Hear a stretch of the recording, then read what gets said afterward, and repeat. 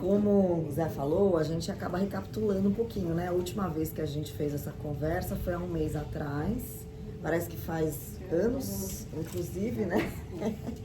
E alguns pontos que a gente colocou lá, na verdade, acabaram acontecendo ao longo do mês, né? O cenário já não estava positivo e aí a gente terminou falando, olha, o risco é de piorar e não melhorar. E foi efetivamente o que aconteceu ao longo desse último mês, tá né? todo mundo escutando bem? Sim. Não, a Eliana não está conseguindo escutar direito. Um pouquinho mais alto. Tá. Então, eu vou começar pelo cenário internacional, que eu acho que é uma, assim... É o mais fácil. É o mais fácil, porque esse não se comportou de forma diferente, Isso não atrapalhou muito, o Fed né? diminuiu o 0,25, que ele tinha falado que ia diminuir de taxa de juros, né? Então, a gente está no momento que o mundo está reduzindo os juros. A gente está no momento de presidente novo nos Estados Unidos, que anunciou uma série que vai tomar, elas não foram tomadas ainda, né? Uma série de medidas protecionistas que tendem a fazer com que os Estados Unidos, no curto prazo, cresça um pouco mais, mas talvez tenha mais inflação, né? Porque os produtos importados lá tendem a ficar mais caros. E o resultado disso é uma taxa de juros mais baixa lá e uma perspectiva para as empresas americanas de curto prazo mais positivas, né? É principalmente o dólar se fortalecendo em relação a todas as outras moedas. Então, um pedaço da desvalorização que acontece aqui é um fenômeno mundial e tem a ver com o desempenho da economia internacional, né? Hoje, por exemplo, acho que o pedaço da desvalorização tem muito mais a ver com os Estados Unidos do que aqui. Eu acho que aqui simplesmente não teve nenhuma notícia boa que revertesse, mas o cenário é um cenário de que o dólar fica forte, né? E aí as demais moedas se desvalorizam. Então, esse movimento de desvalorização do real já vinha acontecendo e uma das consequências inflação tende a ficar mais alta, tende a ficar acima da meta e o Banco Central vai reagir subindo juros. Então, já era esperado uma alta de juros na reunião do Copom. Acho que a diferença é que se esperava algo como 0,75, né? Vem uma alta ainda maior de 1 ponto. E mais do que isso, uma sinalização do Banco Central de que nas próximas 2 reuniões vou subir mais 1 ponto em cada reunião. Então, a gente tem encomendado aí para frente um aumento forte aí da Selic para fazer frente à inflação fora de controle, né? Inflação subindo por conta de custos, né? Então, dólar mais caro, preço de importados mais caros, custos vão ficar mais caros. Ainda não bateu na inflação, vai batendo aos poucos, na medida em que você passa a fazer uma nova importação e aí tá mais caro, e aí na negociação você sobe preços, não é de uma vez. Então, ao longo dos próximos meses, a gente vai ver os preços dos bens que são importados subindo. E o outro fator muito importante é a atividade econômica está acelerada. A gente vê o PIB vai crescer 3% esse ano. Isso tem a ver, sobretudo, com gasto. Um pedaço disso é gasto público. Então, você tem a taxa de juros mais alta que deveria reduzir a atividade econômica, né? Fica mais caro de fazer investimento, as empresas desaceleram, as pessoas compram menos a prazo, né? Esse é o objetivo da taxa de juros elevada, é esfriar a economia para a inflação ir para a meta. Por que não esfria? Porque do outro lado você tem um governo que gasta e que fica alimentando a fogueira da demanda, né? A tal da expressão que já começa a aparecer aí de dominância fiscal, o que é isso? É exatamente isso, né? O Banco Central fica de mão amarrada, ele sobe juros, sobe juros, sobe juros, mas o lado fiscal fica lá botando lenha, né, na fogueira da economia e ele não consegue reduzir a inflação e chega uma hora que o governo não consegue nem se financiar, né, porque você exige do governo uma taxa de juros cada vez maior para ele se financiar. Falem. E qual é a visão do setor produtivo em relação a isso? Porque você tem, por um lado, o cara que tiver que necessitar fazer empréstimo, Tá mais caro? Está muito mais caro. Sim. E ao mesmo tempo, se você tem um aumento de demanda, quer dizer, do ponto de vista industrial, do empresário, independente se ele é político para lá ou para cá, mas como que fica essa equação? Porque isso é muito complicado. E não é à toa que a gente vê a bolsa penando, né? Assim, apesar da gente ter uma alta de atividade econômica, a gente deve ter... Bom, primeiro, essa alta, ela é agora, né? A tendência é que a gente tenha um esfriamento da economia a partir do segundo semestre do ano que vem. Provavelmente o PIB deve crescer metade do que ele cresceu esse ano no ano que vem. Porque esse é o papel do juro alto. Ele vai esfriar a economia em algum momento. Mas a pergunta dela, né? O industrial, se a pessoa exporta, é bom. Não, então, primeiro, numa situação sempre tem ganhadores e perdedores, né, gente? Nunca todos os setores são afetados. Setores exportadores, numa situação de câmbio mais desvalorizado, tem um desempenho melhor. Então, o agronegócio, não tendo um problema de safra, porque esse ano teve um problema de quebra de safra, não tendo um problema de safra, vai bem. Investimento, vai mal. Então, exatamente por conta disso, novos projetos de investimento certamente vão sofrer com uma taxa de juros mais alta. Então, lá na frente a gente vai ver a economia mais fria. Mesmo que a demanda agora esteja aquecida, isto é uma coisa momentânea. Tende a esfriar lá na frente, né? Mas como fica a relação dos insumos? Vão ficar mais caros. Você, por exemplo, eu tenho uma indústria, não importa se eu sou multinacional ou não, eu vou comprar insumos. Sim. Né? Eu vou produzir alimentos, eu vou produzir outros tipos de produtos, enfim. Mas os insumos, eles estão atrelados ao quê, de uma certa maneira? Porque você tem um aquecimento da demanda, então, ou seja, eu quero aproveitar essa oportunidade para ganhar market share, para melhorar a minha performance, né? Mas, por outro lado, eu tenho esse temor do que eu tenho que fazer projeções para o futuro. Então, se eu sei que o dinheiro vai ficar mais caro, eu sei que eu vou ter milhões de coisas para discutir, então como é que você vê esse momento para o mundo empresarial de uma certa maneira? Porque difícil. É difícil, é isso mesmo. Certeza. É bem difícil. Certeza. Porque você tem custo subindo, a incerteza. E é o que a gente está vendo agora. E nesse momento de incerteza, o que começa a acontecer? Paralisia de decisões, que é o que a gente começa a ver.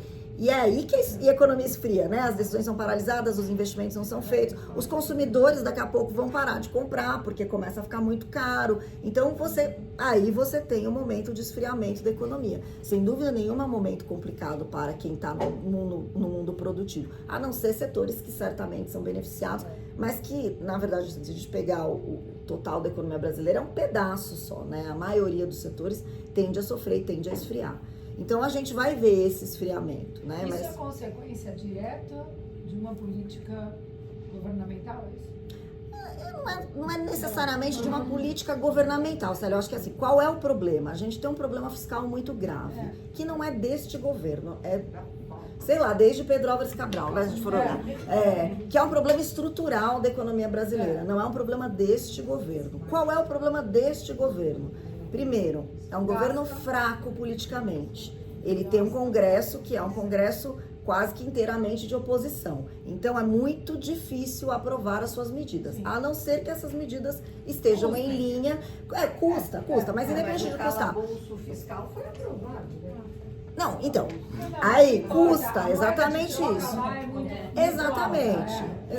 Ele não tem maioria no Congresso, né? Dia a dia acabou. Então, esse governo que gasta. são duas coisas. Primeiro, fraqueza.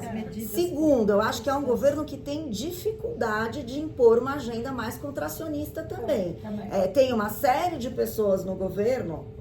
E aí, elogios para o ministro Haddad, que tem feito um esforço enorme para tentar passar qualquer medida, mas tem um contingente grande de pessoas ali que acredita, que fala, gasto é vida, gastar em educação não é gastar, é investimento. E não é verdade, todo gasto é gasto, seja onde ele for feito, independente da gente discutir aqui méritos de gastos em educação, em saúde, o que for. Gasto é gasto.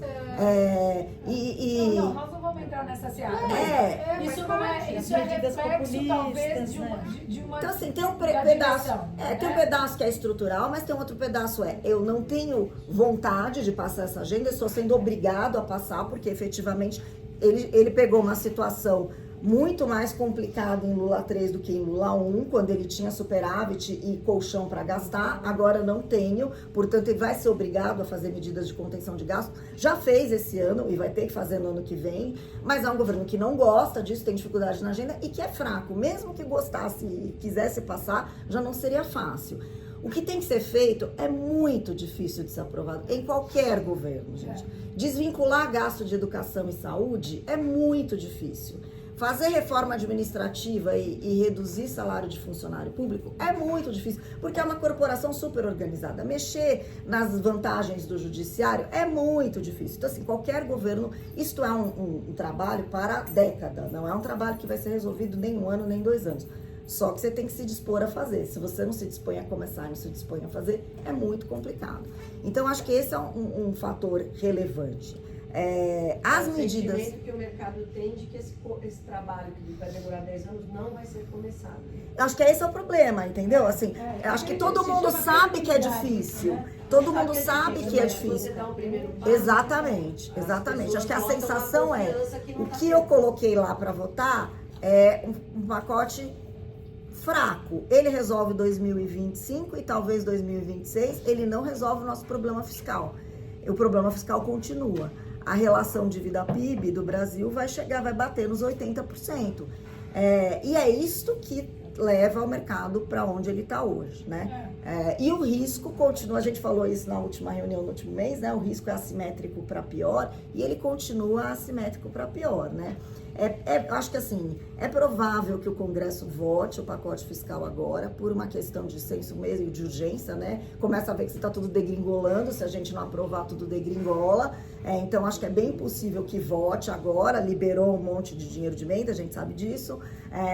Mas é isso, não resolveu o problema mais estrutural. A gente precisa continuar, a gente continua precisando de reformas mais profundas, que é difícil de ser feita num governo mais fraco mais ainda, e mais, daqui para frente a gente chega no final do mandato, né? A gente tem 25, primeiro semestre de 25 no máximo para votar alguma coisa, depois a discussão vai ser eleições. E aí matérias não serão votadas por qualquer que fosse o governo, né? Então, assim, a janela diminuiu muito. Então o cenário é um cenário bastante desafiador daqui para frente, e o Banco Central está numa posição bastante complicada, né? Ele foi muito duro na ata, deixou bem claro que o pacote fiscal é um problema, as medidas precisam ser votadas e não tem muita coisa para ser feita a não ser subir juros, né? Subir o juros? Até quando? Qual é o limite? O céu é o limite. O céu é o limite. Sabe qual é o problema? Sabe qual é o problema? Quando chegar no limite, tem que fazer dinheiro. O céu é o limite, mas o problema chega uma hora que a dose para reduzir e vai provocar uma recessão na economia, ela é muito grande, ela causa muito estrago e é muito difícil de ser feita. E a gente pode estar chegando, né, próximo, a gente vai para 15% de juros, provavelmente 14%, né? 16, será? Eu também não acho que chega a 16, não. Quer dizer, quem fez pré-fixado se ferrou. Eu acho que isso o Zé vai conversar. Por quê? Então, porque no fundo, quando você vai para o pré-fixado, a sua aposta os juros irá cair ao longo dos próximos meses. E em algum momento se achava mesmo, né, que a partir do meio do ano que vem a gente já estaria no momento de queda de juros. Hoje, este não é o cenário, né, quando a gente olha daí para cima, né. Explica um pouquinho, quer dizer, o que o Banco Central fez de tentar baixar, pôr dinheiro no mercado, para tentar conter o valor do dólar Então, e não conseguiu.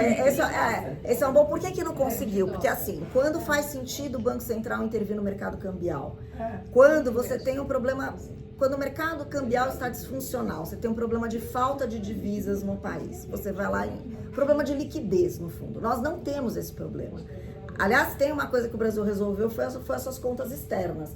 A gente tem uma quantidade enorme de reservas, a gente não tem problema de déficit de transações correntes, de financiamento, de externo, nada disso. Então, assim, o mercado cambial funciona de acordo com a oferta e demanda. O câmbio está subindo porque as pessoas estão querendo se proteger e comprar dólar nesse momento. Então, não tem um problema de disfuncionalidade nesse sentido. Então, essa conversa que a gente vê, é uma especulação, não é. E aí, obviamente, acho que a gente estava num momento super tenso, entendo o que o Banco Central tentou fazer, mas o resultado é esse, né? Quando você não tem um problema de disfuncionalidade, de falta de liquidez, não resolveu nada. Não resolve, porque continua tendo demanda por moeda e tem moeda para atender essa demanda, né? Você acha que isso foi programado antes da internação do Lula ou não tem nada a ver? Não tem nada a ver? Não tem. Aconteceu paralelo. É isso, assim, no fundo as expectativas foram se deteriorando. Quem não ajuda? Não ajuda o Lula sair e dar uma entrevista que você tem o problema é o Banco Central, cara. O problema não é o Banco Central, é o único que está fazendo seu trabalho direito. Volta pro teu aí.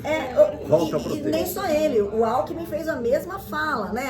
Os juros que são muito altos. São muito altos mesmo, ninguém gosta disso, mas é o remédio possível diante de uma política fiscal que foi extremamente, né, leniente, né? Mas ele escolheu agora o presidente do Banco Central, então agora ele também não tem nada para falar.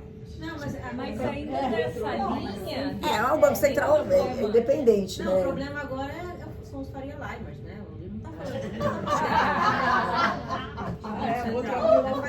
Não, a Faria Lima é porque a Faria Lima é especuladora no mercado cambial, mas quem mexe nos juros é o Banco Central, né? Aqui a gente está protegido pelo Rio, então aqui não tem mais problema, tá tudo tranquilo. Existe a possibilidade do novo presidente do Banco Central baixar os juros? Fazer uma coisa louca? Essa é uma ótima pergunta. E essa é uma dúvida do mercado. Eu também espero que não. Até agora ele não deu declarações nesse sentido. Ele votou junto com os demais. Ele deixou bem claro, a última ata deixou bem claro que as próximas as duas decisões são de altas fortes de juros e já são decisões sob a sua gestão. Então até agora não. Mas este é mais uma fonte de incerteza, sem dúvida nenhuma, do mercado. Mudou o presidente, ele foi escolhido por esse presidente. Em que medida ele pode atuar politicamente, não tecnicamente? Até agora o Banco Central vem atuando tecnicamente.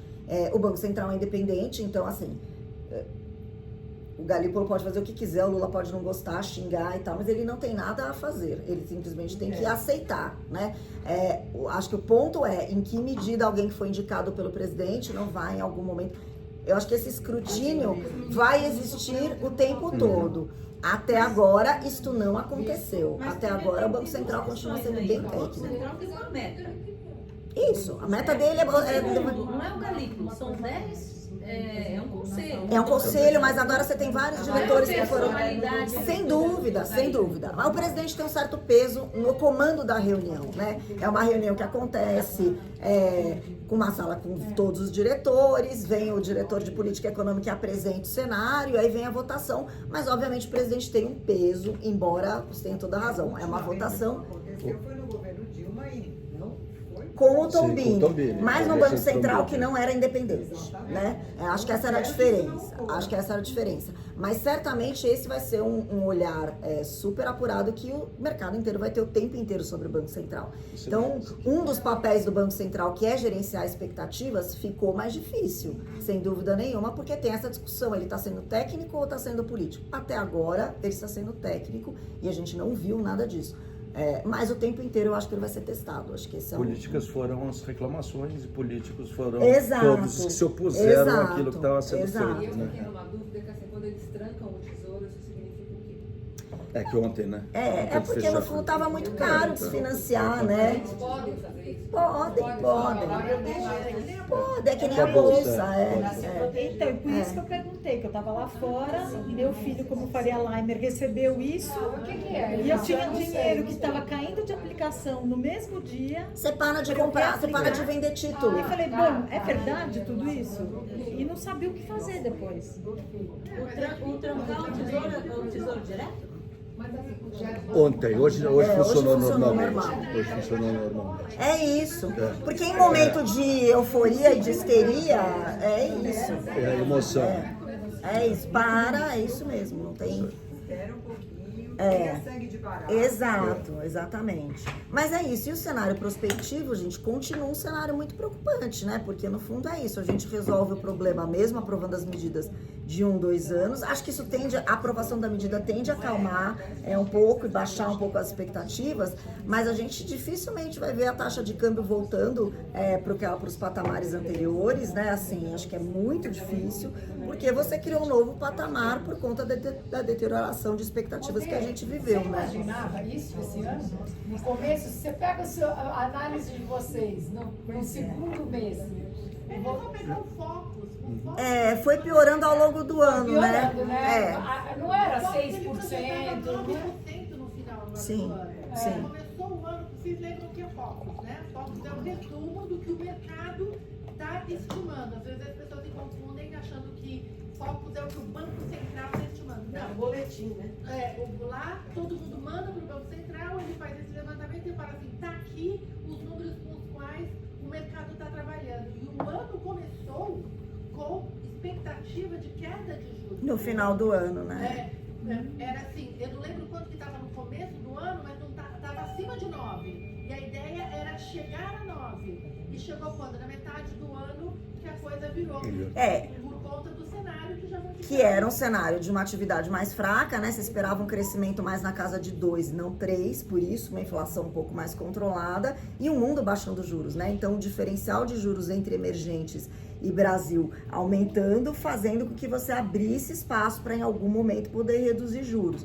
Mas a inflação, obviamente, não cede e a gente teve uma piora grande de expectativas ao longo do tempo, né? O dólar se fortalecendo em relação às demais moedas, mas também aqui, né? Essa boca de jacaré entre as outras moedas todas que também se desvalorizaram em relação ao dólar e o real, ela foi abrindo, né, ao longo do ano. Então a gente piorou mais que todo mundo, né? E aí a inflação começa a vir, né? A não vir de acordo com o esperado, né? O Trump é uma ameaça pra gente? O que ele falou agora, de que pode ter ameaça, ou é não. o jeito dele? A gente é um país muito periférico, fala essa verdade, né? O Nós mundo somos não está muito terceiro do preocupado terceiro, né? com o Brasil. Assim, nesse sentido, né? Não, mas podia ser amiguinho, né? Nesse O sentido. amiguinho do Bolsonaro também E não não aconteceu ganhou, muita coisa. assim, eu acho que não tem muita nem, assim, acho que Esse é o que é o pior. amiguinho dele mesmo. É lógico, não tem dúvida. É isso. O que eu acho que é pior, um mundo mais protecionista é um mundo pior. Um mundo com menos trocas comerciais é um mundo que cresce menos, é um mundo com mais inflação, então é um mundo pior. Então, as políticas protecionistas dele são ruins para o mundo. Não são só dele, né? No fundo, a gente está vivendo um mundo mais protecionista por uma série de razões, guerras, então os países tendem a ter uma posição mais isolacionista, então é ruim, não só para o Brasil, acho que para emergentes em geral é um cenário pior, mas acho que assim, o Brasil em geral é uma figura relevante, vamos dizer assim, né? Nesse ponto de vista. Assim, como... Mas as negociações de importação e exportação ficam piores, né?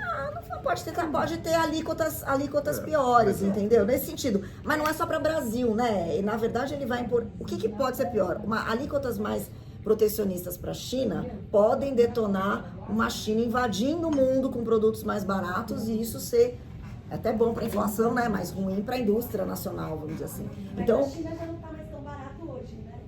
mas a partir do momento em que ela não puder, mas a partir do momento que não puder exportar para os Estados Unidos, pode tentar jogar as mercadorias para o resto do mundo com preços mais baixos, entendeu? Então esse é um risco, Mas eles estão né? priorizando produtos com mais valor agregado, então mais para... Sim, eles estão fazendo trabalho de marketing, né? De valorizar o país como a Coreia fez há 200 anos atrás. É o rebranding deles ali. Eu acho que quem que dá mais insegurança do que o Trump, porque o Trump não está falando nada que ninguém esperava. Não, pelo contrário, ele está dizendo, eu vou fazer o que eu disse que ia fazer na campanha. Não é ele, é ai meu Deus, agora fugiu o nome. O Musk. É o Musk. Aquilo ali não é funcionário do governo, pode ser antiético, pode fazer o que ele quiser. Nem americano o Musk é. Agora, vamos falar se nesse cenário todo o Lula resolve piorar e, sei lá, de repente... Ele é ele. Que caos que vai ser, né? Vai ser um caos. Acho que qual é o risco maior desse cenário? Porque assim, em tudo se acomodando, né? Passou o pacote fiscal, você tem uma acomodação em patamares piores, só vai provavelmente começar a reduzir juros, sei lá, que vai chegar a 14,5% ou 15% lá no final do ano que vem. A economia cresce menos no ano que vem, inflação dá uma segurada por conta da taxa de juros mais elevada. Esse é o cenário melhor, vamos dizer assim. Qual que é o cenário pior?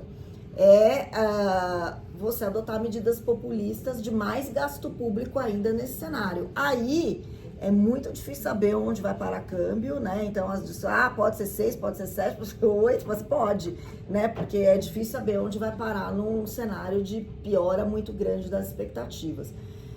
Só que esse é um cenário ruim eleitoral para ele também. Por isso que eu acho que ele tende a ser mais pragmático, apesar de falastrão, de falar um monte de bobagem e tal. Acho que ele tende a ser mais pragmático, porque esse é um cenário eleitoral ruim para ele também, né? Economia crescendo menos ou tentando entrar em recessão, inflação alta, porque aí você vai ter um cenário ruim de juro alto e inflação alta, porque o juro não consegue dar conta. E a popularidade já está mostrando. E a popularidade. Então, esse é um cenário eleitoralmente não favorável para ele. Então, acho que a tendência é você ter uma visão mais pragmática de efetivamente cumprir as metas fiscais no limite, né? No sentido de não vai fazer nada maravilhoso, não vai fazer reformas, acho que nada disso acontece, mas não ter uma deterioração ainda maior. Mas é um risco, sim, ficar desesperado e começar a falar assim, então vamos aumentar o Bolsa Família, né? Tentar fazer medidas para aumentar a popularidade que só pioram o cenário. Teoricamente já tem feito, né? Com essa história, cada aluno na escola, até... Mas isso já foi lá atrás, né? Em 23, né? No fundo, o grande problema,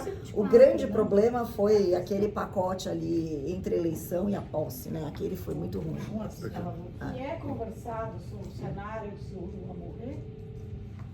Eu acho que Não, pergunta porque gente, palavra forte. não é um bom cenário não, gente. Acho que é um cenário de muita incerteza no curto prazo. Até eu acho que está longe da gente imaginar que o Alckmin de hoje é o Alckmin governador de São Paulo, né? E tem toda uma destruturação no começo, até você estruturar. Não é falado. Esse não é um cenário básico de mercado, nem que o mercado trabalha. Né?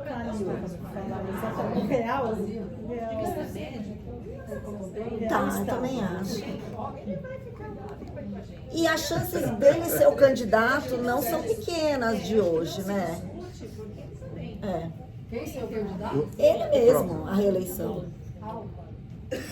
Não, o Lula, não o Alckmin, o próprio Lula, né, gente? Ele não fez um grande sucessor. E a verdade, assim, embora eu acho que o Haddad...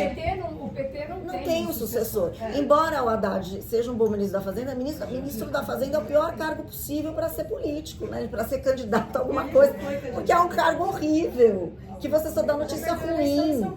É muito difícil o ministro da Fazenda ser alçado e ser popular. O único que conseguiu tinha um plano real atrelado a ele. Não foi o fato de ser ministro da Fazenda, é fácil de ter um plano de estabilização, né? Muito difícil. Mas aí eu acho que a gente podia passar para a discussão de como é que isso afeta. Então, assim, o recado final temos juros subindo mais, Selic subindo mais e um câmbio que permanece desvalorizado, né?